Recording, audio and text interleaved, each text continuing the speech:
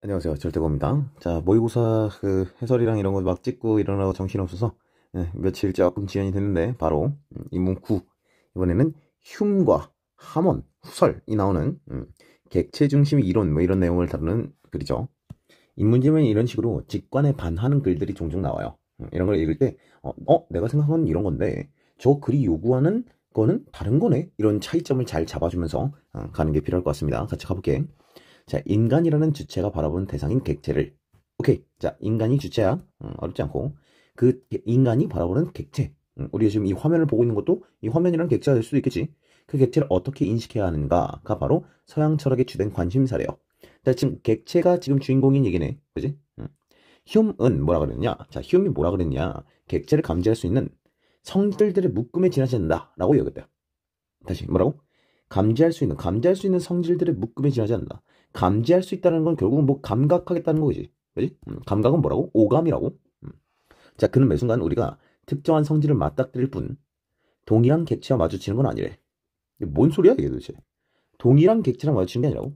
자, 약간 특이한 표현이라 들어와요. 이게 무슨 소리일까를 이해해야 될 것 같아. 우리가 개를 볼 때, 오케이. 자, 개가 지금 뭐야? 객체야. 그지? 개를 볼 때 보는 시간, 위치 등에 따라 개의 모습이나 소리는 달라진다. 아, 이런 얘기하는 거구나. 자, 개의 모습이나 소리, 이게 뭐예요? 이 특정한 성질이겠지, 그지? 그 특정한 성질이 매 순간 변해요. 오케이? 매 순간 변하는 그런 거야. 매 순간 변하는 이런 성질들의 집합을 마주치는 것이다. 오케이? 성질들의 묶음을 마주치는 것이 그 동일한 객체는 아니라는 얘기야. 자, 그가 보기에 우리가 보는 것은 조금씩 달라지는 그 성질일 뿐이다. 뭐? 그 성질들 묶음 얘기하는 거지. 개로 불릴 동일한 객체가 아니다. 오케이? 자, 과학적으로 생각하면 뭐 있을까? 과학적으로 생각해보면 매 순간 우리 세포 분열이 일어나고 그럴 거 아니야? 그지? 세포 사멸과 분열과 이런 게 일어날 거 아니야? 결국 과학적으로 봐도 그 순간에 있는 모든 것들은 조금씩 변해요. 이런 얘기를 하는 걸 수도 있고. 근데 여기서는 일단은 어떤 거냐? 우리가 감지할 수 있는 성질이라 그랬으니까 과학적으로 보는 거랑 다르게 우리가 느낄 수 있는, 우리 눈깔에 보이는 혹은 우리가 들리는 그런 오감적인 것들 얘기하는 거죠. 그죠? 모습이나 소리가 좀 시각과 청각이니까 결국은 감각할 수 있는 그 성질들이 계속 달라지는 것. 그리고 우리는 그것을 개로 인식하는 것이다. 개라고 불리는 동일한 객체가 아니라고. 왜? 객체라는 것 자체가 애초에 감지할 수 있는 성질들의 묶음에 지나지 않으니까. 오케이? 그 성질들이 계속 바뀌니까. 야, 후설은 이러한 의견에 반대하며 객체는 성질 변화와 관계없이 하나의 객체이다. 조금 더 직관적이야. 그지? 자, 이건 우리가 뭔가 더 직관에 부합하죠. 그죠? 변화한 객체의 성질들은 일시적 장식에 불과할 뿐이야. 훨씬 우리한테 직관적으로 와닿는 얘기야. 그지? 객체의 성질들 자체가 개다. 이렇게 얘기하는 건, 그지? 개가 진짜 무수한 성질이 있을 거 아니야. 털이 5,799만 7,774개가 있다든가, 그지? 눈알이 지금 어디를 향하고 있다든가, 그지? 귀가 저보다 폈다를, 뭐 몇 초에 몇 번 왔다 갔다 하는가, 뭐 이런 거, 그지? 수많은 성질들이 있는데, 그런 성질들의 묶음이야. 라고 얘기하는 게 흉이라면, 우리 후설은, 아니, 그거 하나인데, 그런 성질들은 다 장식이지. 라고 얘기하면서, 어쨌든 강아지다, 그 개라고 얘기할 수 있는 어떤 특정한 그런 것들이 있고, 그런 일시적인 것들은 장식일 뿐이다. 라고 하면서, 후설은 객체가 매 순간 변하는 일시적 성질이 있긴 있지, 그치? 그런데, 그거 말고, 우리가 객체를 계속 그 객체다라고 여길 수 있도록 준 본질적 속성을 따로 갖고 있어. 본질적인 속성. 그리고 그런 걸 지성으로 파악할 수 있는 걸 본질적 속성이라고 해. 이런 얘기 하나 봐. 괜찮? 자, 전자는 뭐야? 감각이래. 그러니까 방금 얘기했던 그 일시적 장식이라는 건 방금 아까 우리 이 흉 입장에서는 객체 그 자체죠. 괜찮? 지금 머릿속에 이제 흉과 후설이 지금 나눠지는 거지. 자, 이런 식으로 해서 흉이라는 애는 객체라는 건 변환될 성질들 이 자체, 변하는 성질들 이 자체를 얘기한다면 후설 같은 경우는 뭐라 그러냐?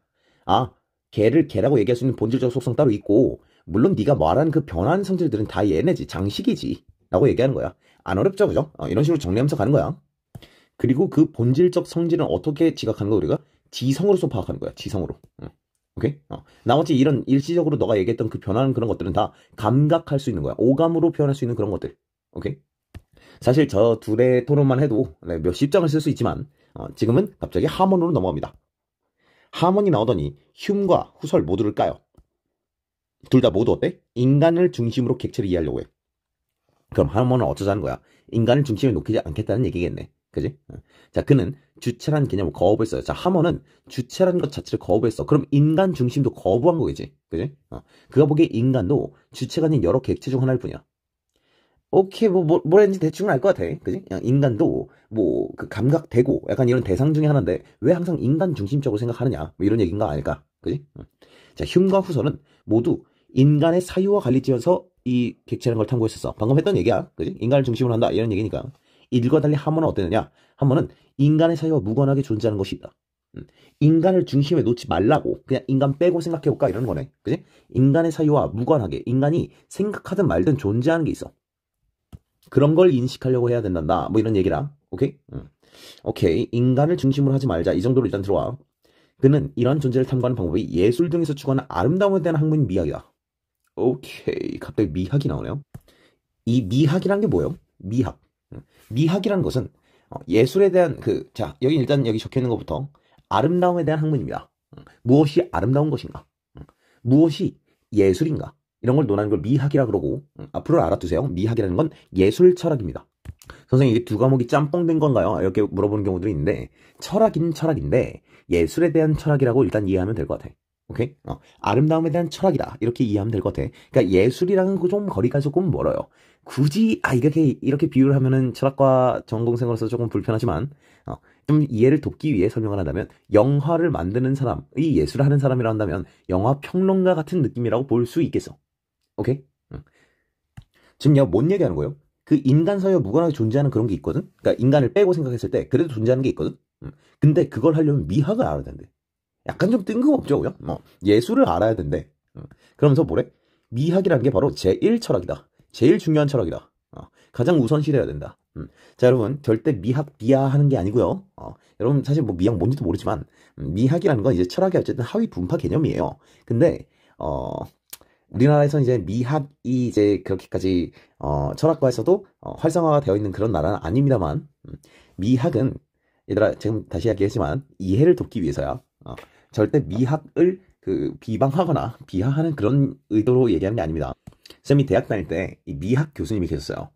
근데 미학 교수님들 특징이라고 해야 되나? 그런 게 있는데 미학이 다른 철학보다 우월하다. 약간 이런 게 있어요.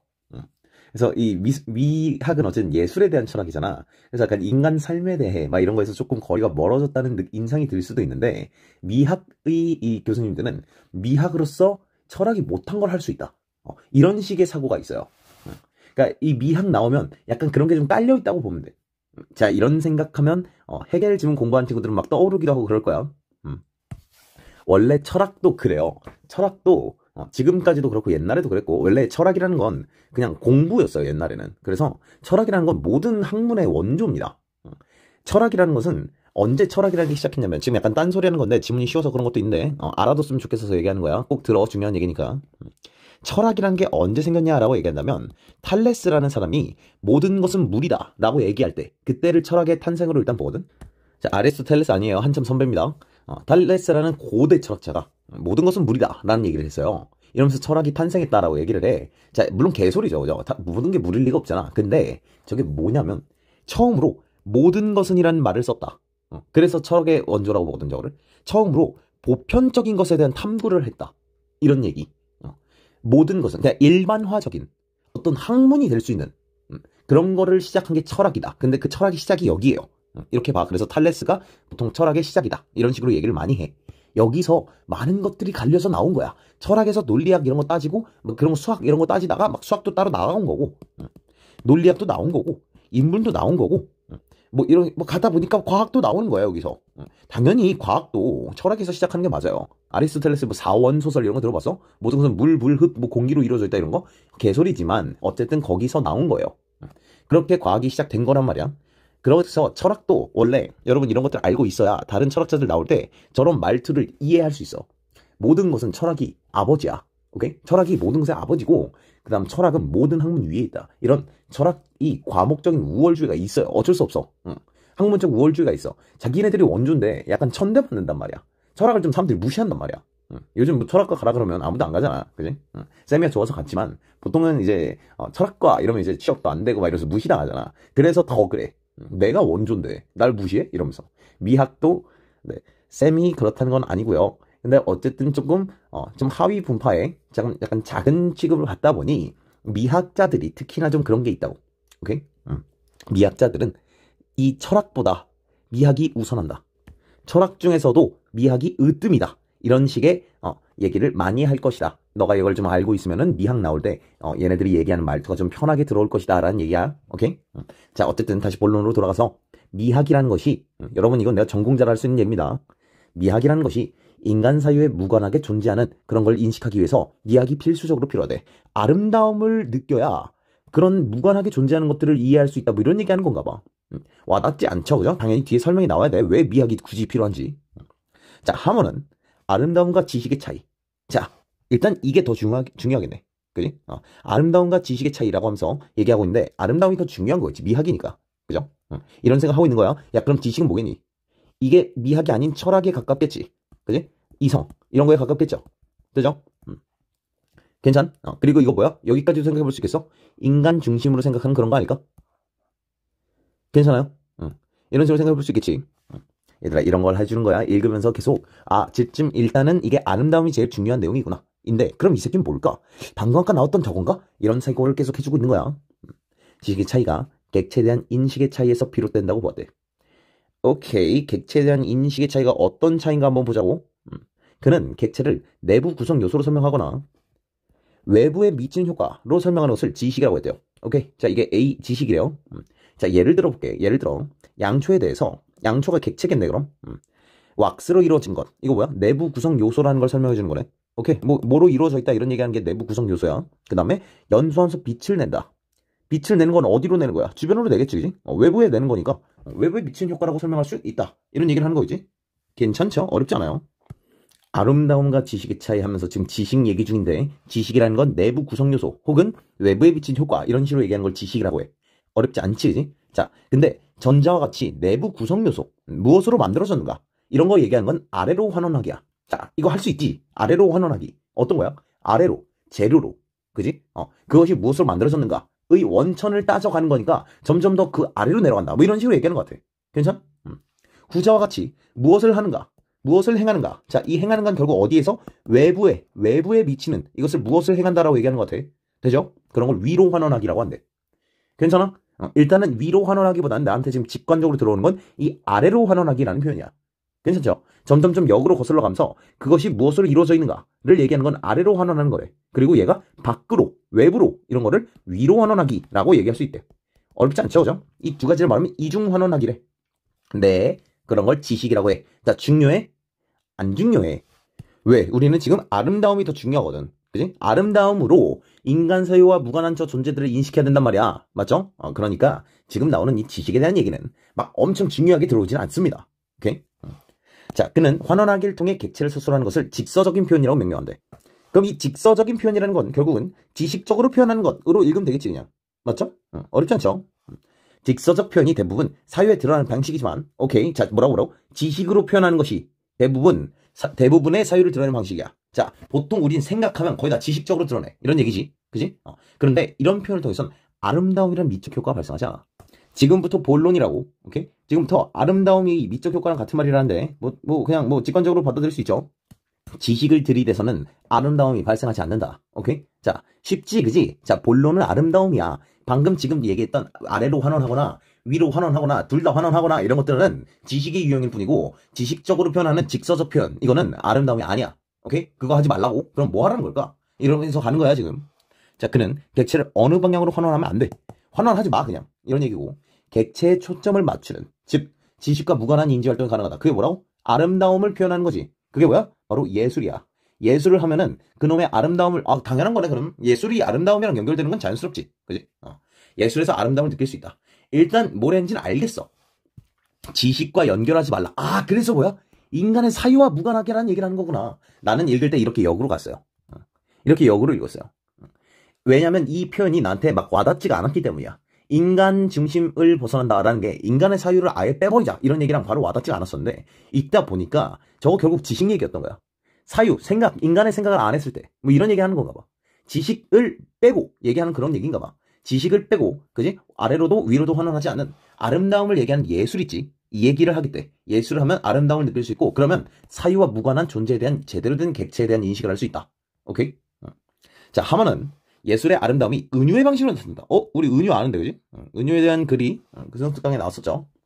그는 지각할 수 없는 객체와 지각할 수 있는 성질, 뭐라고 다시 지각할 수 없는 객체, 오케이? 그 다음에 지각할 수 있는 성질 사이의 긴장으로 이루어진 은유의 관식을 가졌다. 뭔 개소리가? 자, 보자고. 사람들이 교사라는 단어를 들었을 때 떠오르는 교사의 고유한 특성, 즉 성질들이 있대. 자, 예를 들어 교사는 학생들을 가르치는 사람이다. 와 같은 직서적 표현. 자, 학생들을 가르치는 사람이다. 자, 이거 어떤 직서적 표현이야? 이거는 위로 환원하는 거겠지. 왜? 교사의 구성 요소라기보다는 교소가 외부에 이제 그지? 외부에 미친 효과라고 봐야 되니까. 그지? 무엇을 행하는지에 대한 얘기니까. 가르치는 사람들이라는 외부에 미친 효과라고 읽어주면 되겠죠. 괜찮? 직서적 표현에서 교사의 성질을 쉽게 파악할 수 있고, 오케이. 이때 교사는 우리가 지각으로 파악할 수 있는 객체래. 네, 어렵지 않은 것 같아. 그죠? 우리가 지각으로 파악할 수 있는 객체. 중요해? 안 중요해? 왜? 우리는 지각할 수 없는 객체를 얘기하고 싶거든. 맞죠? 지각으로 파악할 수 있는 것은 이런 직서적인 표현, 뭐 지식적인 표현 이런 거고 지금 우리 중요한 건 뭐야? 아름다움이 거기서 안 드러나. 그지? 예술이 아니니까. 지금 이건 은유가 아니니까. 그지? 지금 은유가 나와야 돼. 은유로서 아름다움을 발생시켜야 된다고. 자, 근데 교사는 양초이다. 이거야. 자, 이게 은유야. 그지? 자, 그럼 이게 뭐가 발생해? 아름다움이 발생하겠지. 그럼 우리가 어떻게 돼? 인간 사회 무관하게 존재하는 그런 객체를 이해할 수 있다. 이런 거지, 그지? 자, 교사는 양초이다를 잠깐 다시 생각해볼게. 라는 은유에서, 야, 이거 뭐야? 이거네, 이거. 잘 봐. 했어야 되는 거야. 지각할 수 없는 객체, 이거 뭐야? 교사지. 그럴 수밖에 없어. 왜? 양초라는 게 지금 지각할 수 있는 성질을 얘기하는 것 같기 때문이야. 괜찮? 은유에서 우리는 일반적으로 교사를 생각할 때 떠올리지 않는 양초의 성질이, 그지? 자, 양초의 성질이 교사와 결합하면서 양초 같은 교사라는 객체는 환원하기로 표현할 수 없고 지각으로 파악할 수 없는 존재가 된대. 오케이. 좋아. 양초 같은 교사라는 이 말이 바로 뭐야? 지각으로 파악할 수 없는 존재야. 자, 그리고 이 표현은 어때? 아름다워 라고 얘기하는 건가 봐. 돼요? A는 B다를 은유라고 하지, 그지? 은유라고 해, 이런 걸. A 같은 B, A처럼 B 이러면 직유고, 이런 걸 은유라고 해. 자, 이 은유를 통해서 우린 교사는 양초이다 했을 때, 하면서 막 오감으로 떠오르는 그런 게 없지. 그지? 교사가 양초인데 막 양초를 막 그려놓고서, 사람 얼굴만 이렇게 그려놓고 불 붙여놓고 막 이딴 생각을 하진 않잖아. 이러면 이거는 내가 파악할 수 없는 그런 객체가 된대. 오케이? 자, 이때 교사라는 객체와 양초의 성질, 그지? 사이의 긴장 속에서 우리는 은유가 의미하는 바가 무엇인지 정확히 알 수 없게 돼. 그치? 아까처럼 교사는 학생들을 가르치는 사람이다 하면 머릿속으로 딱 떠오르잖아, 그냥. 그지? 근데 교사는 양초이다 하면 머릿속으로 딱 안 떠올라. 맞죠? 저 은유가 도대체 무슨 의미일까? 라고 잠깐 멈춰 생각을 해봐야 돼. 양초가 타면서 불을 바깥으로 이러면서 세상을 밝히는 뭐 그런 건가? 막 이러면서. 그지? 정확히 알 수 없게 돼. 이 문장을 접한 이들은 유치를 활용하여 객체의 의미를 파악하기 노력하게 되는데. 뭐라고? 유치를 활용해서, 양초가 자신을 불태워서 세상을 밝힌다는 뭐 그런 뜻인 건가? 막 이러면서 지금 노력을 하게 되는데 그 과정에서 바로 아름다움을 느껴. 이쁜 표현이네. 막 이러면서. 이런 게 뭐야? 이런 게 바로 예술을, 그지? 아름다움을 가지고서, 미학을 가지고서 하는 인간 사회에 무관하게 존재하는 것들에 대한 인식 방법인가 봐. 그지? 은유 사용하면 된대, 쉽게 말해선. 그지? 은유 사용하면 된대. 은유 사용해서 오감과 떨어진 표현을 해가지고 위로도 아래도 환원 안 되고 머릿속으로 그냥 떠오르지가 않아. 왜? 그건 지식이 아니거든. 감각되지 않고, 그지? 지식이 아니고, 이런 아름다움을 느낄 때 비로소 우리는 객체를 인식하게 되고, 뭐 이런 얘기 하는 것 같아. 돼요? 그게 뭐야? 주체를 뺀 객체에 대한 인식인가 봐. 오케이? 왜? 해봐. 교사는 양초다라는 말을 생각을 해보니까, 나는 어디도 없지. 그지? 내가 생각하는 교사는 막 이런 거 없잖아. 그지? 그 교사라는 말은 양초란 말로 도대체 교사에 무슨 얘기를 하고 싶은 걸까? 이런 게만 하고 있지. 교사가 어떻다. 막 이러면서 이제 나가 개입될 수 있는 그런 게 없단 말이야. 뭐 이런 얘기 하는 건가 봐. 괜찮? 다음은 예술이 감상자의 개입으로 완성된다고 보았는데. 오케이. 감상자의 개입. 여러분, 이거는, 그러니까 주체랑 다른 개념인 거죠. 그지? 주체랑 다른 개념인 거예요. 은유로 이루어진 예술작품의 의의를 파악하는데, 감상자의 미적 경험이 영향을 미친다고 보았기 때문이래. 아름답다. 라고 생각하는 그런 경험. 이 영향을 미친다. 오케이? 네. 자, 예술을 사회, 예술가, 독자 등과 분리된 자족적인 단위체로 본 형식주의자들은 뭐야? 형식주의자들? 얘는 뭐야? 형식주의자는 어떻다고? 예술이라는 걸 사회적인 거랑 연결시키지 않고 예술가는 예술 만든 사람이잖아. 그 만든 사람도 빼고 독자도 빼고 이러면서 예술을 예술 자체로만 보는 뭐 그런 사람들인가 봐. 그런 형식주의자들은 감상자의 정서적 반응을 의도적으로 불러일으키려고 하거나, 자, 얘네 어때? 독자도 뺐는데 그럼 독자나 감상자랑 같은 말이잖아. 그지? 그럼 정서적 반응을 의도적으로 불러일으키 안 좋아하겠지. 그지? 안 좋아하겠지. 감상자와 상호작용하는 미술 형식인 연극성을 예술에서 배제하려고 했대요. 자, 형식주의자들은 그런 애들이야. 예술을 예술로만 보자. 예술을 다른 거랑 연결시키지 말고 이 예술이 갖고 있는 그런 그림체라든가 뭐 아니면 뭐 음악의 특성이라든가 그런 것만 보자 하는 게 이게 형식주의자인가 봐. 오케이? 근데 하먼은 어때? 하먼은 일단 독자가 중요해요. 맞죠? 감상자가 개입으로 완성된다 그랬다며. 감상자가 있어야 완성이 되는 거야. 아름다움을 느낄 사람은 있어야 될 거 아니야. 뭐 이런 얘기인 거지. 그지? 하먼은 이런 입장을 반대하면서 연극성이라는 것을 긍정했어. 연극성이 뭐라고? 감상자와 상호작용하는 미술. 뭐 이런 거래. 근데 뭐 일단 감상자가 개입된다로 나 지금 머릿속에 들어와. 감상자가 들어가는 것 이 정도로 들어와. 그는 연극성을 통해 작품과 감상자가 융합한다. 지금 여기서의 작품은 아무래도 뭐 그림이나 뭐 이런 거 얘기하는 걸 수도 있지만 내 머릿속에 있는 이 예술은 여기서 얘기했던 아름다움 어쩌고저쩌고 하는 그거는요. 내 머릿속에는 은유밖에 안 남아있어. 그래서 쌤은 이런 걸 읽을 때 작품이라고 얘기하긴 좀 뭐 하지만 아까 얘기했던 교사는 양초다라는 표현 이런 거 가져와서 연결 지어서 읽었어. 융합하여 만들어진 혼성체를 미학의 대상으로 삼았대. 오케이, 혼성체. 뭐라고? 감상자의 개입으로 완성된다는 이 얘기하는 거지. 그지? 예술이 감상자의 개입으로 완성될 때 작품과 감상자가 융합하는 그런 걸 혼성체라 그래. 그것까지가 예술이야. 오케이? 그것까지가 예술인 거야. 감상자를 작품과 분리시켜 예술의 자율성을 확보하려 했던 기존의 형식주의. 기존의 형식주의는 어때? 이걸 분리시키려고 그래. 예술이랑 감상자를 분리시키려고 그래. 그지? 사회, 예술가, 독자 다 분리시키려고 하는 거니까 예술 자체만 보자. 예술을 그 자체만 보면서 예술한테 자율성을 주자. 라고 한 게 기존의 형식주의라는 친구들인데 얘는 그렇지 않아. 하먼은 그렇지 않고 감상자랑 작품이 융합할 때 비로소 예술이라는 게 완성돼 라는 얘기야. 오케이? 네. 하먼은 예술 작품이 감상자와 융합하더라도 이러한 형성체가 실용적 목적이나 사회, 정치적 배경에 종속되지 않은 것이므로 이거 다 뭐예요? 이 실용적 목적이나 사회, 정치적 배경 이거 다 뭐예요? 아까 얘네가 배제하려고 했던 그런 거지. 그지?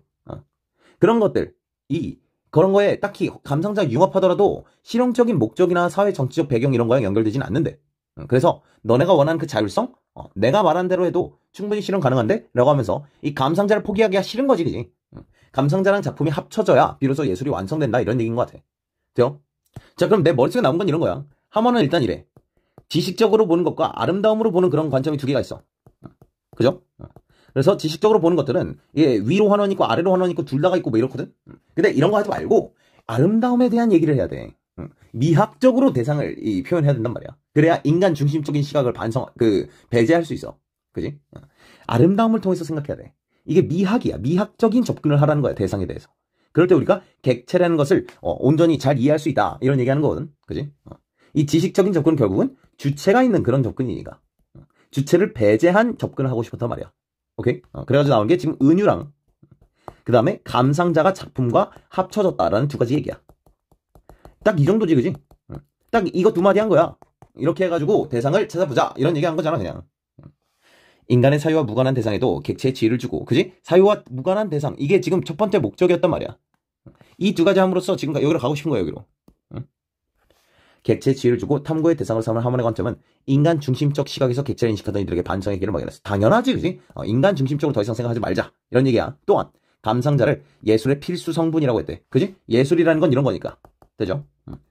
예술 작품을 둘러싼 환경, 의도 등과 분리된 객체로 인식한 하몬의 미학. 그지? 하몬은 일단 어쨌든 이 형식주의자들과 완전히 싸우고 싶었던 건 아닌 거야. 그지? 완전히 싸우고 싶었던 건 아닌 거야.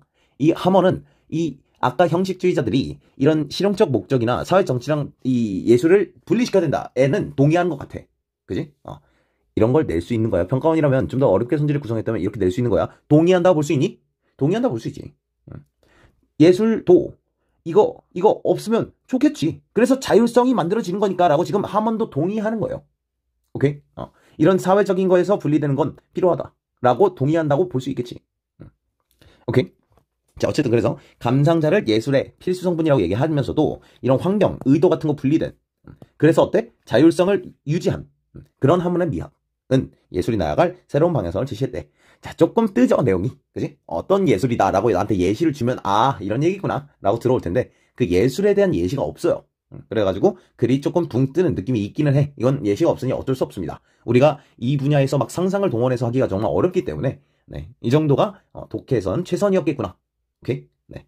사실 어렵게 얘기한다면 정말 어렵게 갈 수 있는 그런 내용인 것 같은데 딱 좀 피상적으로 딱 이 정도로만 언급을 한 것 같아요. 됐죠? 네. 문제는 굉장히 쉽지만 네, 평소처럼 댓글에 달아놓도록 하겠습니다.